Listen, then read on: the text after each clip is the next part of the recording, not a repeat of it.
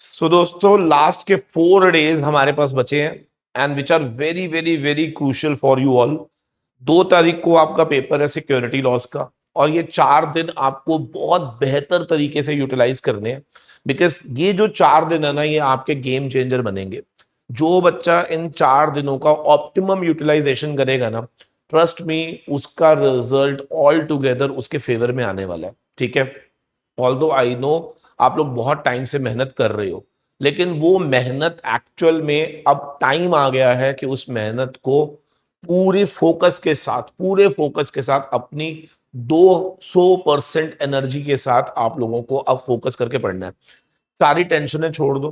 ठीक है, मेरे को याद नहीं आ रहा, मेरे को रिकॉल नहीं हो रहा, भाड़ में जाने दो, सब पेपर में याद आ जाएगा। उस चीज को सोचो ही मत। समझ आ रही है?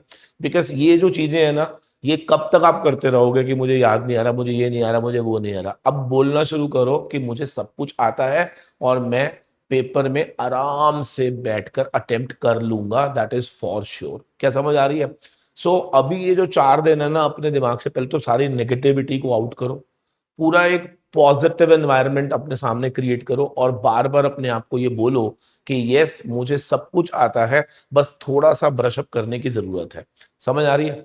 जब तक आप अपने अंदर ये पॉजिटिव एटीट्यूड नहीं लेकर आओगे, तो आप ये 4 दिन का बेस्ट यूटिलाइजेशन नहीं कर पाओगे। अब ये 4 दिन हमें कैसे यूज करने हैं, मैं आपको बताता हूँ। सो मैंने यहाँ पर ना डे वाइज आप लोगों का पूरा एक चार्ट बना दिया है।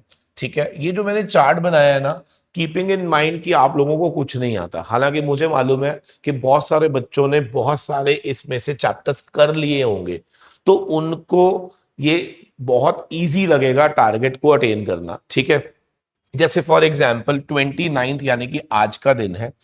अब इसके अंदर मैंने ये चैप्टर्स जो डाले हैं, ध्यान से देखना जरा। मैंने इसमें insider, ICDR, delisting, CIS और एसबीईबी, ये 5 चैप्टर्स आज आपको दिए हैं करने के लिए।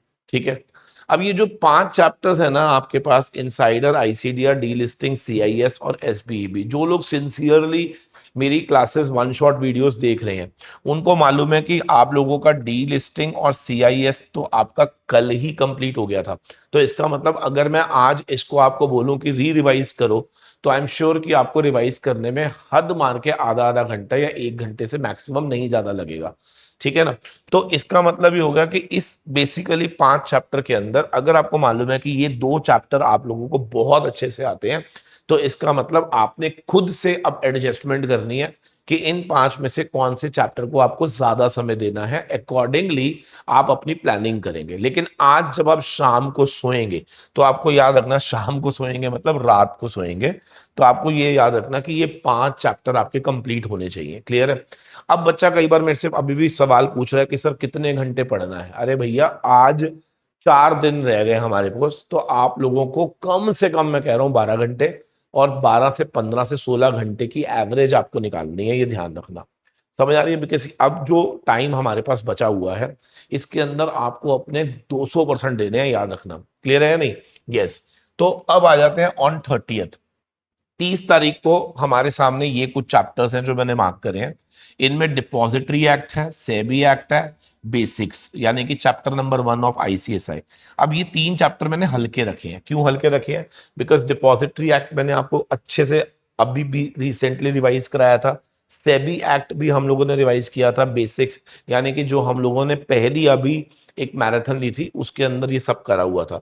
तो जिन लोगों ने अच्छे से पढ़ा हुआ था, उनके लिए, उनको मालूम है ये 3 चैप्टर जो है, इसमें कम समय लगेगा आपको। और म्यूचुअल फंड के अंदर भी आपने सारा प्रैक्टिकल पोर्शन पढ़ा हुआ है, और ये काफी हद तक सीआईएस से मैच करता है।